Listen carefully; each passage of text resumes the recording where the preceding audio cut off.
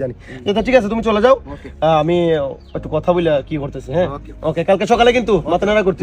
ওকে, তো আসলে কথা হইতেছে, আমি আজকে পারি নাই মাথা নেড়া করতে, কথা দিছিলাম, আমি আমার কথা রাখতে পারতেছি না। কারণ দেখলেন তো আপনারা যে আমার এলাকার হেয়ার এক্সপার্ট সে বলতেছে যে তার একটু সময় নাই, আজকে একটু প্রোগ্রামে ব্যস্ত, তার অনেক ব্যস্ততা, অনেক ঝামেলা আছে সে।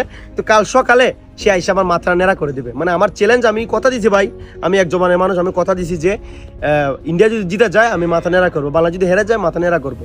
তো শর্ত তো এটাই পূরণ হইলো। ইন্ডিয়া মানে আমার তো কথা রাখতে পারলাম না, আমি বাংলাদেশ হেরেই গেল, ইন্ডিয়া জিতেই গেল, মাথা আমার নেড়া করতেই হবে। এখন কি করার, কিছু করার নাই। আমি চ্যালেঞ্জ করছি, আমি কথা দিছি, কথা রাখতে হবে।